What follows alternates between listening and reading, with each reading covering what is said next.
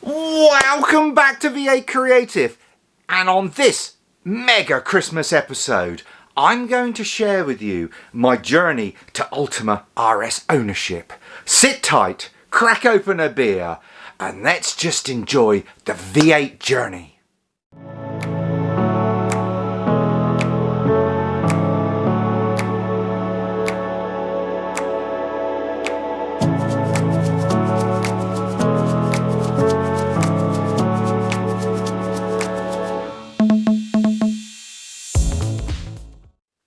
Yes, and welcome back, and this time not to the Dean Den, it's actually the Mrs. Snug. But what I'm going to do on this episode is do something very different. We're not going to be spannering, however, I'm going to share with you some of my previous V8 projects, and I promise you some of the engine installs are going to blow you away. But actually the Ultima RS build is build number 8 in my component car building history. When I was 17, I built a Ferrari knockoff, let's call it that. VW Beetle, body off, and then a Ferrari Dino replica-ish body shell on top. And that 43 horsepower used to propel me down the road. I tell you what, that was an amazing car. 5 years, 25,000 miles, and eventually I came to sell it because I moved into my Westfield era. Now what I mean by that is the first Westfield I built was with a 1700 crossflow engine built by Vulcan Engineering, who I'm sure are still out there. It pumped out 135 horsepower, and what a little gem that was. It was in black, it had a tan interior with black piping, and I used to bout around in that thing. It was just amazing. It really was. So I kept that for a couple of years. It took me a fair while to build because by that point in time I realised I was a bit fastidious when I built cars. Next came another Westfield. Yep, I liked them so much I decided to build another one. And this time what I did is I popped in the red top Vauxhall 16 valve engine. Beautiful bit of kit. 2 litre engine. Head developed by Cosworth, whack on a couple of 45 Weber side drafts and 180 horsepower all day long. Upgrade the cams if you want, squeeze out another 20 or 30 horsepower, but I didn't particularly bother. That car was finished, it was a black car and it had bright yellow wheel arches, it looked like a wasp. And on overrun, when you used to pull back on the throttle, my word, that flames came out, it's like a flamethrower it was.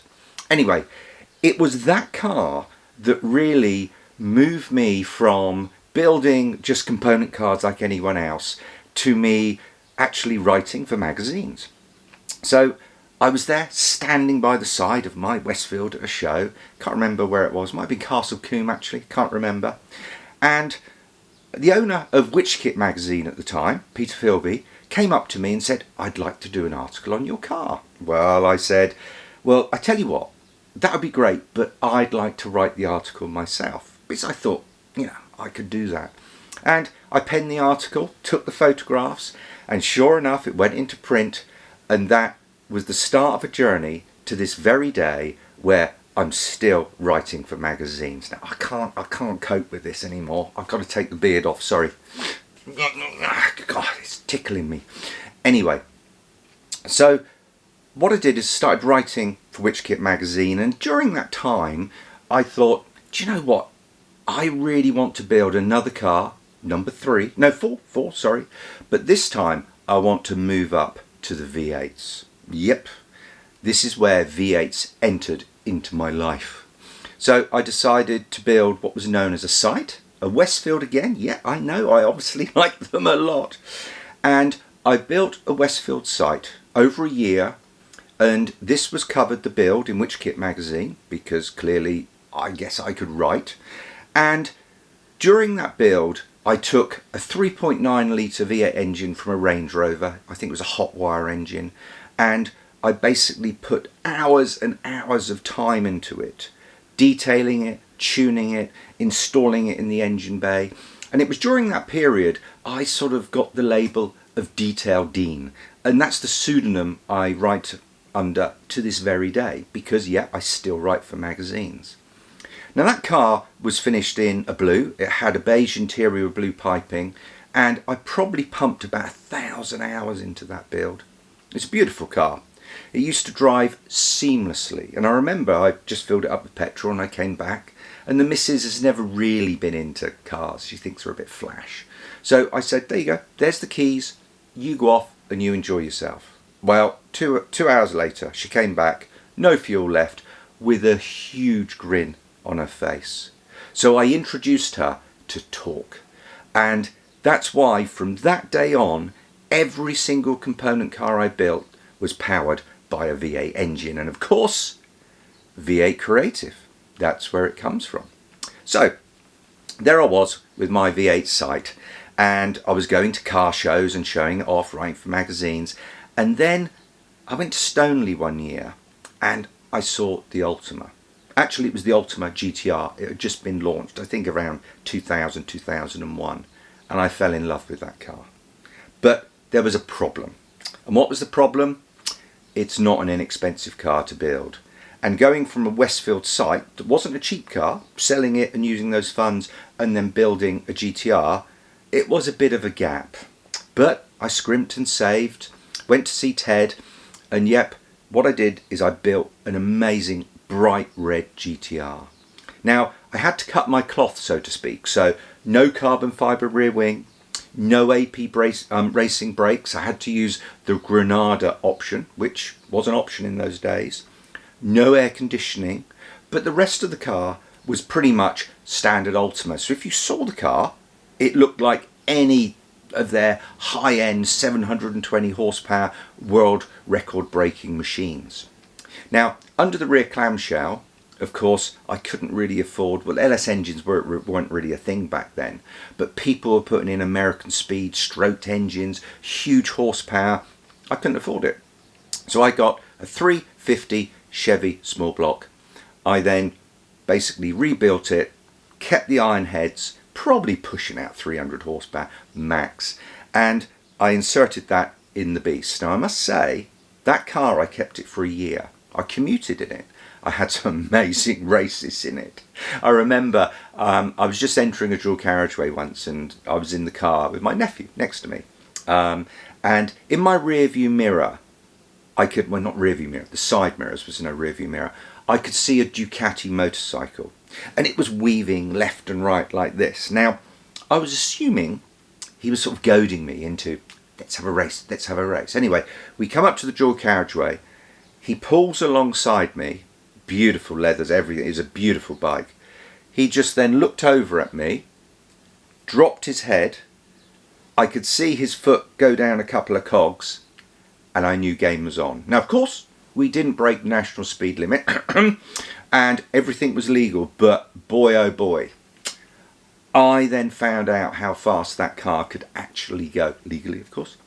And I must say, by the time he sort of run out of a bit of puff, let's say that, he was probably about 10 car lengths ahead of me.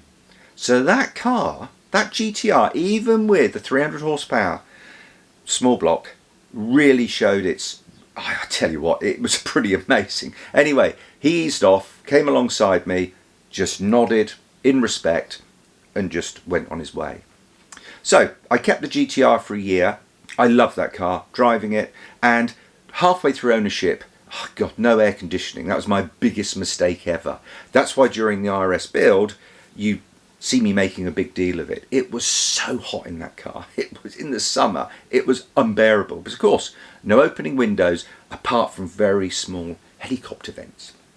So what we did is I approached Ted and I said, I'd like to do a retro upgrade of air conditioning. Now, those of you watching my RS build know how little room there is under that dash. Well, a week's worth of work and I did it. I took out the heater mechanism and I put in the air conditioning. I plumbed everything in, put the compressor in, the condenser, and then I had air conditioning, which was just blissful. After a while I decided I want to build another car. You see, I've got the bug now. I wanted to build something a little bit different. I didn't want to sell the Ultima, but I had to fund the next project. So I decided, let's go away from performance and let's go for something that has the look. So I decided to build a Cobra replica. Now, as you know, there's loads of Cobra replicas out there, but I decided to build a Dax. Now, obviously Dax aren't around anymore, but at the time it was one of the pinnacle brands. So I built a Dax. I took over a year again. It was in the magazine, and actually at the same time I moved to Kit Car magazine, so actually to build those pages in that magazine. Now this time I actually bought basically a junker engine. It was a Ford Cleveland V8, 5.7 litres I think. The Cleveland's the odd one, most people put Windsors in, and that I bought £400. It was a bit of a rusty lump, and then I spent 300 hours dressing and rebuilding that engine. And you're probably looking at the picture now, and I must say that was the best engine build I've ever done. That engine in the engine bay is just a piece of art. I put NOS on the engine. I plumbed it all with air equip. I lined all the engine bay with laser cut stainless steel panels. I then had gauges showing the pressure of the NOS and the fuel, and it goes on and on and on. And just look very closely at that picture. I still look back at it this day and think, I just love that engine just on an engine stand. So I built the car, and actually I didn't use that car that much. I just built it because I wanted to build a car. Now it was about 2009 now, and I was writing a lot for the magazines, an awful lot. Actually, to this day, I think I've written about 1.5 million words for magazines, both in the UK and in the States. So I've written for Cobra magazine, Witch Kit magazine, Kit Car magazine, I think it was Track and Road magazine, I can't remember, Car Builder, also Kit Car magazine in the States. So a lot of publications, and today I write for TKC, just for a bit of beer money. I don't do a lot, just an article every other month, just to keep my finger in the pie, so to speak. Now, I decided to sell the Cobra. Why? Well, I wanted to build another car, and this time I wanted to build something that was just ruthless on the performance side. And V8 again, of course, and I decided to build a Dax Rush. And the reason I went for a Rush, I've done loads of Westfields, but the Rush had the option of putting the Rover V8 in the chassis, of course. So I'd done the sight, and now I was going to do basically a Dax on steroids. I approached a company called RPI Engineering, and they had developed a pair of cylinder heads for the Rover V8 called Merlin. And when I approached them, I spoke to Chris Smith, the owner, and I said, I'd like to build or have an amazing engine for my Dax Rush, something that will basically knock the car out of the park. And what he did is he pointed under his bench, and under his bench there was what looked like a Rover V8 block, brand new, that had been finished in chrome powder coating. It was the most bizarre thing. And he showed me the engine number on it, and it was 00000001. I said, what's that? And he said, that is the first casting out of the new casts that have been made for the Rover V8. Because basically the original mouldings, call them what you wish, had really growing a bit tired. So Coscast had produced new moulds, and this was the first block out of those moulds. And Chris said, I'll tell you what, I'm going to build you the most amazing engine you can possibly imagine. Well, I went up to the factory for a couple of days and I watched this engine being built. Boy, it had the best of everything. It was 4.6 litre, obviously the biggest capacity you could have. It had the high flow Merlin heads on it. It had the latest triple throttle body ACT induction system on the top, which you look at the pictures, it's just insane, the engine. Anyway, no expense was spared. And that engine because of the horsepower and torque it was actually producing, was mated to a Tremec gearbox. And of course, I had to modify the chassis to get the Tremec box in. So anyway, it was quite a complex build. It was an expensive build. And at the end, I had a monster of a car. And really, to sum it up, 0 to 60 in that car, oh, bye Rufus, I measured, and this is measured, at 3.36 seconds. Traction was my problem, because of course, every time I touched the throttle pedal, those rear wheels would just light up.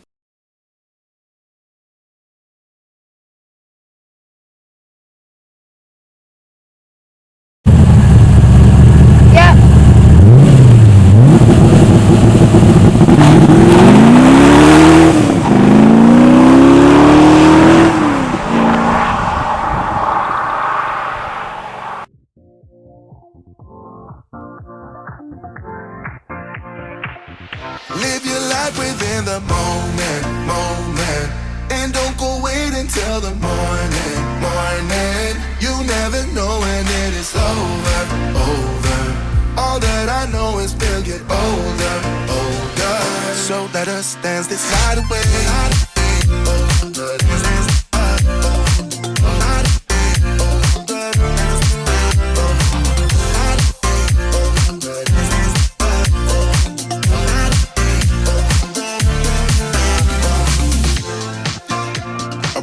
To the groove and the light that flickers. We get lost in the crowd, it's getting thicker. We get away from the drinks and chatter. Haven't said a word, but it doesn't matter.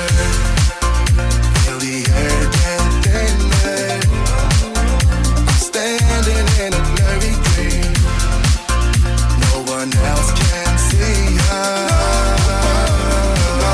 Live your life within the moment. And don't go wait until the morning. You never know when it is over. So this was about 2009, and at that point in time I'd been a technical editor for multiple magazines full-time for about 10 years. But that time in my career I thought I'd better go back and do the serious stuff, things like pension and company car, all those things that basically I was missing being self-employed. So I went back into my corporate life, and for probably a period of about, well, how long shall I say, 12 years, I didn't build a car. I built my Dean Den.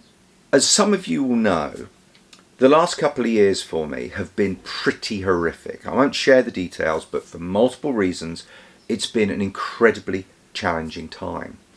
And when I saw the Ultima RS launched, I thought, do you know what? Life is only finite. This is my dream vehicle. I love the Ultima GTR, and now look at it. It's on steroids. So what I decided to do was sell everything I had to basically fund this build.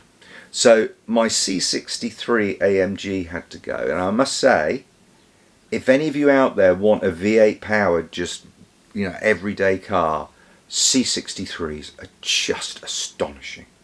So the C63 went, a few other things went, and really, then I put the order in for the kit, and then the build has started. So this is where I am now. So what I'm going to do now is share with you, so you can be eating your mince pies and sipping your sherry or whatever you're doing, and sort of watch a condensed version of the first half of my Ultima RS build to date.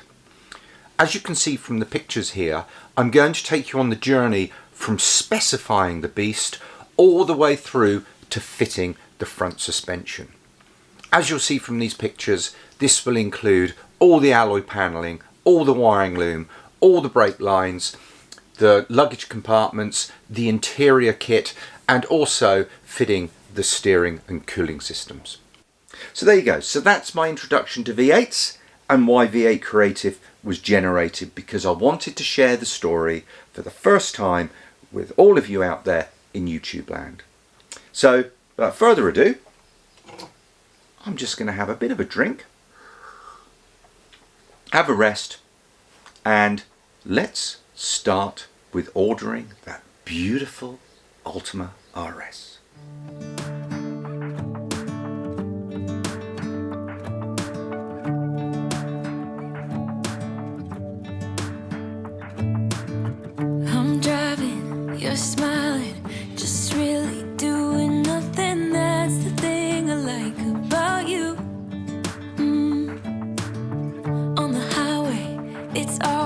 Route 66 and we keep on driving. We just do what we wanna do.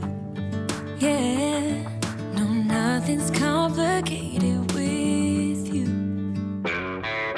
Hey, we're playing songs on the radio. Sing along to the words that we don't know how. Brings out the wild ones. Let's just run away. Yeah, I could drive the whole along. Being with you is like being on the rodeo highways. Brings out the wild ones. I got a little crush on you.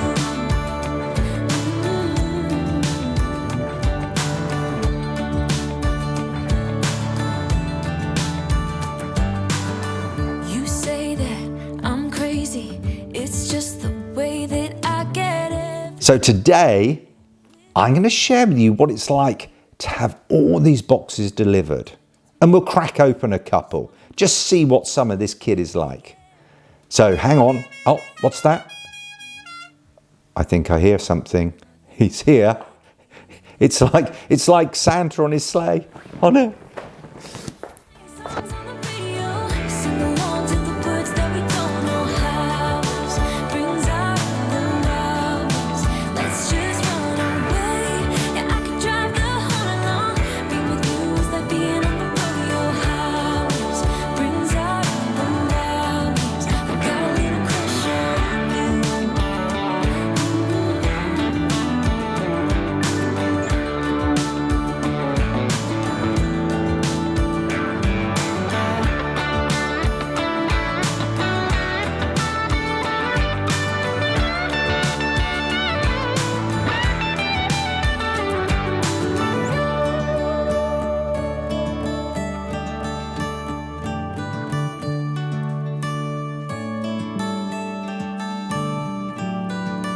On the highway, it's our way, Route 66, and we keep on driving. We just do what we wanna do.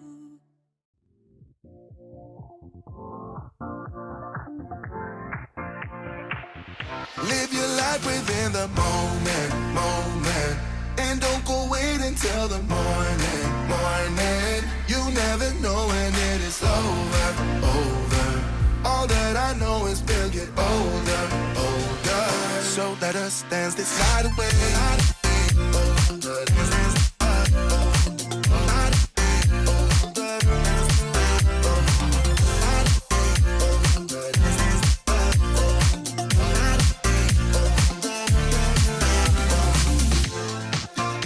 Our bodies move to the groove and the light that flickers. We get lost in the crowd, it's getting thicker.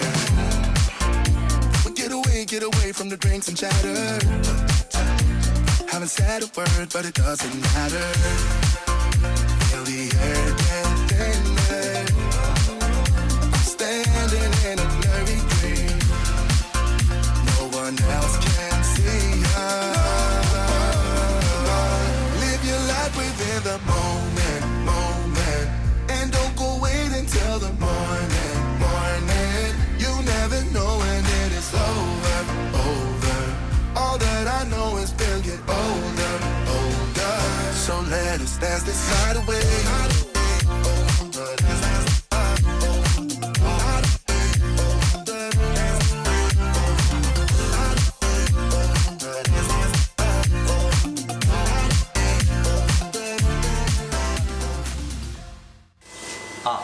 A tip here, only do this if there's protective coating on the aluminium or chassis.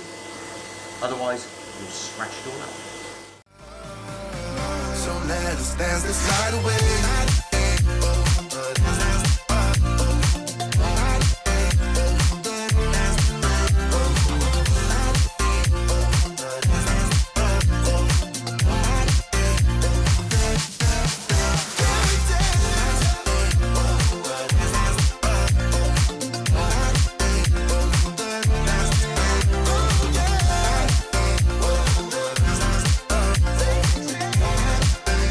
And we'll dance the night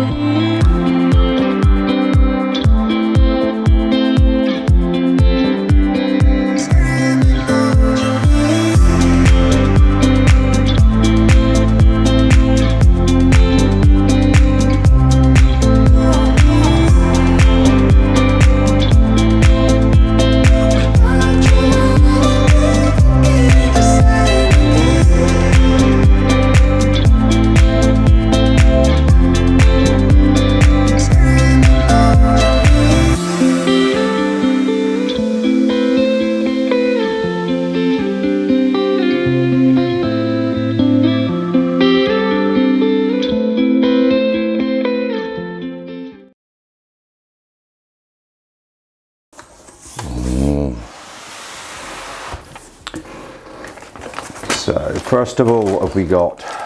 Well, we have the pedals themselves. Accelerator, clutch, brake. Next, we have the accelerator linkage. Look, all laser cut, drilled, superb. Here we have the 3 master cylinders, 1 for clutch, 2 for brakes. Here we have the pedal pads. These go on the end of the pedals. Then we have the brake fluid reservoir. And then finally, the billet pedal pads.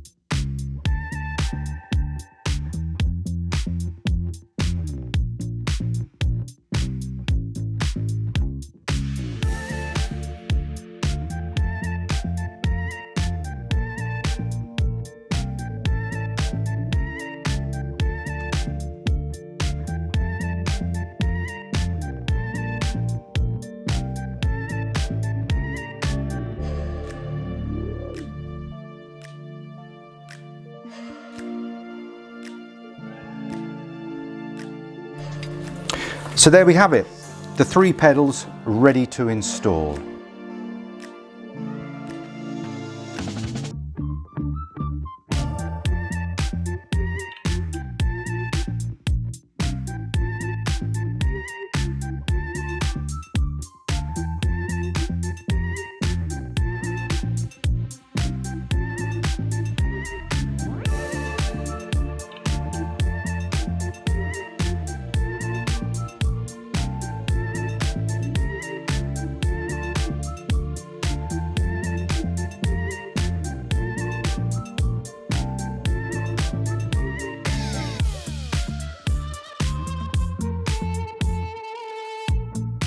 Rum, rum, rum, rum, rum, rum, rum, rum.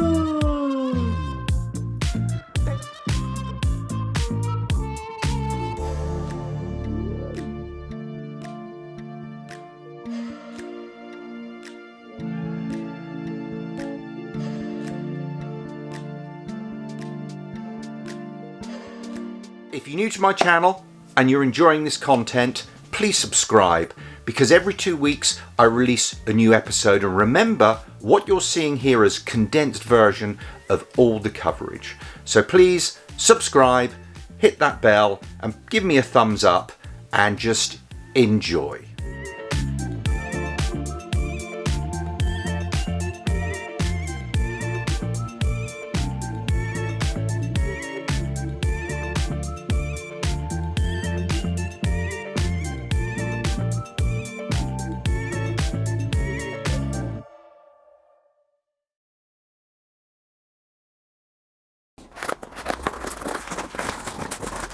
So let's see.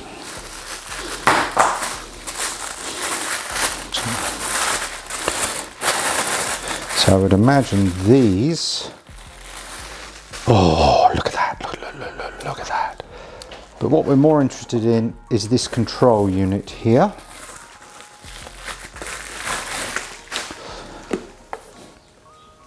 Which attaches to the loom here.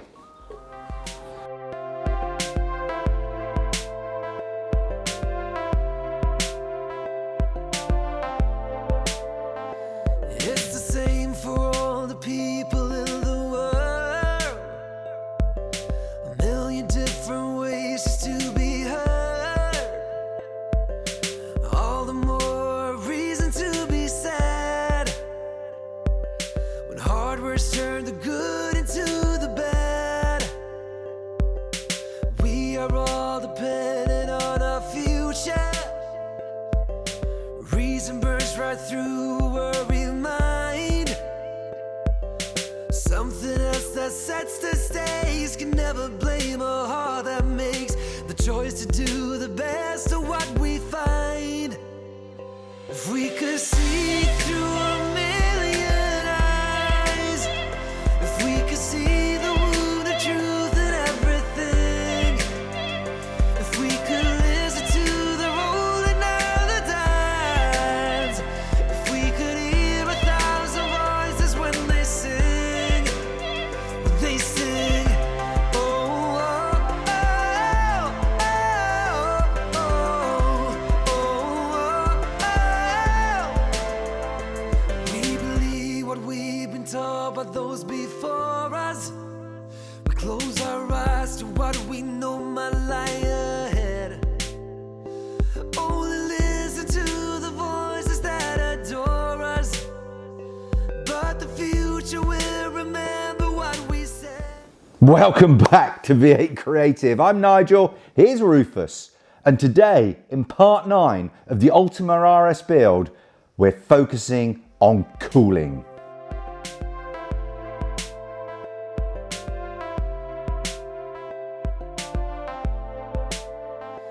It's the same for all the people in the world. A million different ways just to be heard. All the more reason to be sad.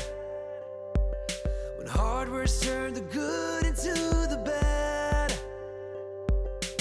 We are all dependent on our future. Reason burns right through worry mind. Something else that sets the stage. Can never blame a heart that makes the choice to do the best of what we find. If we could see through a million eyes, if we could see the wounded truth in everything, if we could listen to the rolling of the dimes, if we could hear 1,000 voices when they sing, they sing. Oh, oh, oh, oh, oh, oh, oh. We believe what we've been taught by those before us. We close our eyes to what we know might lie ahead. Only listen to the voices that adore us. But the future will remember what we said. If we could see through a million eyes, if we could see the wounded truth in everything, if we could listen to the rolling of the dimes, if we could hear 1,000 voices when they sing, they sing. Oh, oh, oh, oh, oh, oh, oh. I will never blame you if you're hurting. All the more reason not to break. If we could see through a million eyes, if we could see the wounded truth in everything, if we could listen to the rolling of the dimes, if we could hear So there we go, they're fitted down tightly. Now what we'll do is I will just temporarily connect these connections and then I will tidy them up a little bit later.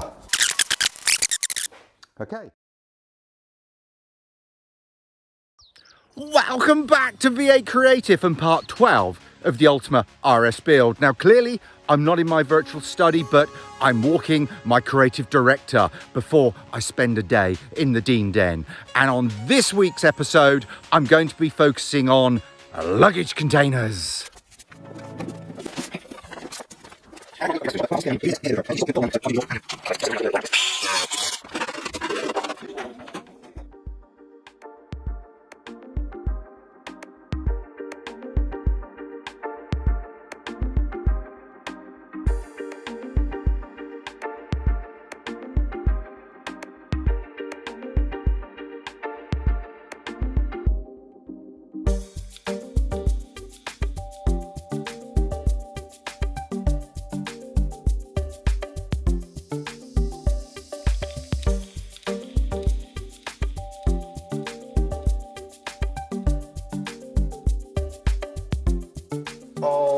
the passenger side luggage compartment. Now I'm very pleased because using the set square, this sits absolutely perfectly.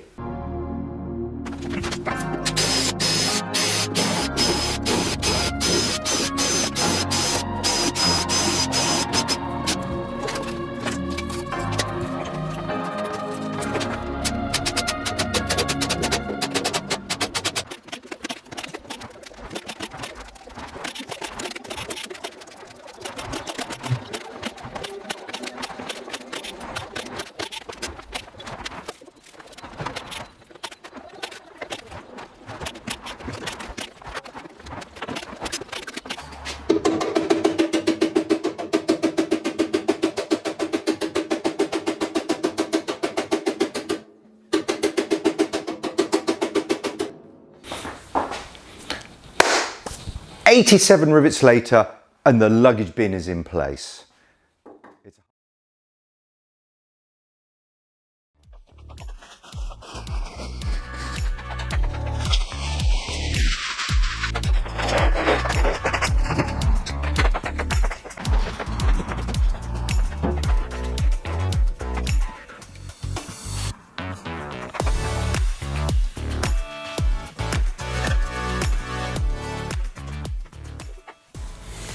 So there we go. So I've positioned the footrest so the carpet neatly goes around it, and I've got the final position. So I'll remove the carpet.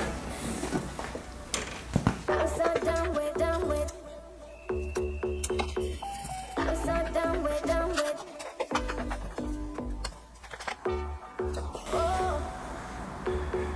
There we go. I'm so done with. I got time for solo.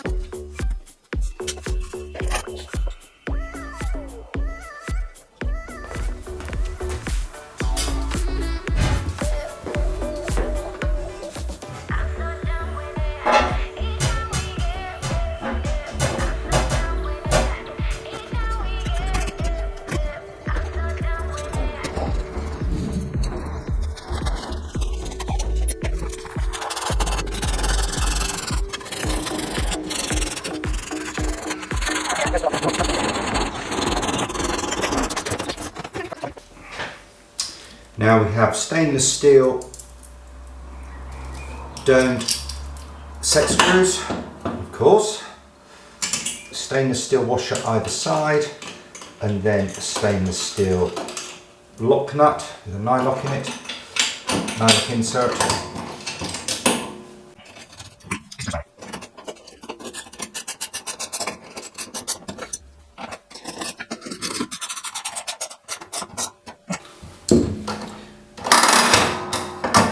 There we go. So the rack's in, very loosely, I must say. I'm just going to nip it up a little bit. But what Ultima say is you have to be very careful not bolting those clamps down too hard. This rack is machined to the finest tolerances. And if you just crush, can you believe it, just crush that aluminium casing very slightly, you can affect the weight of the steering. So what they even say is actually insert a washer on the bottom bolt just to give it a bit more space. So now the rack's there. The next thing to do is nip it up, and then I'll get the rest of the steering column in situ, and then we can move on to steering wheel and Raptor controls. Ah, my creative director. Rufy, come here. You haven't said hello for a while, have you? Ah, here we go. There you go. Here's my creative director. Ah, Rufy. Right, what do you think of this rack? Can you have a look? What do you think? Hey, have I made a good job of that? Oh, he's having a good look. Hey, what do you think? What do you think? What better way to rock than this?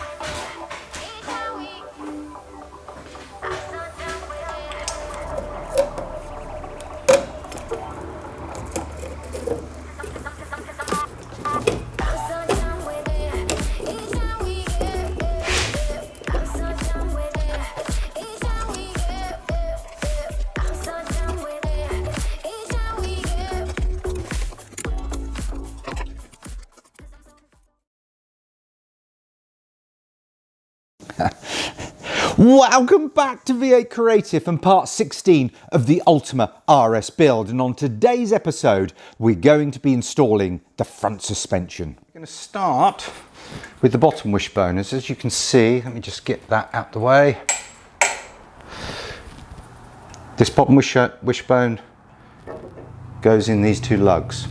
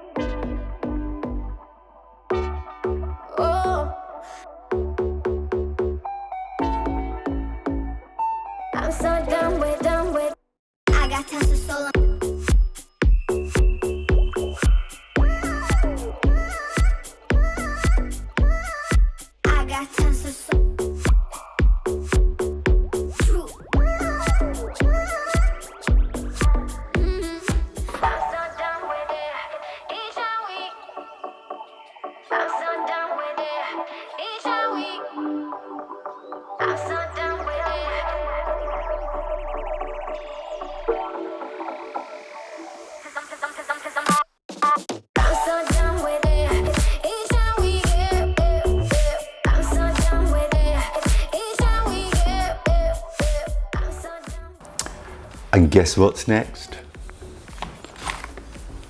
Nitron time.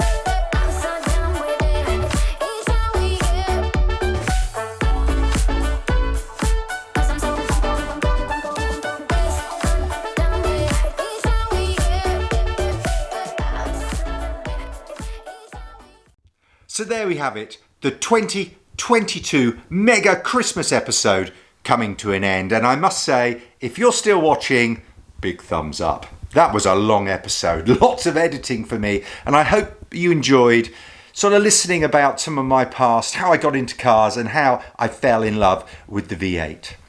Now, 2023 will be bringing you the rest of the build and putting this amazing machine on the road, and I'm going to be sharing with you lots of on-road footage once she's up and road legal. So I'd just like to close by saying thank you to all of you tuning in, thank you for your all comments, and I must say this channel is only possible with you contributing from the other side of the lens. So until 2023, enjoy the festive period, put your feet up, crack open a beer or two, have a cuppa, whatever relaxes you, and just enjoy. Because remember, creativity is intelligence having fun.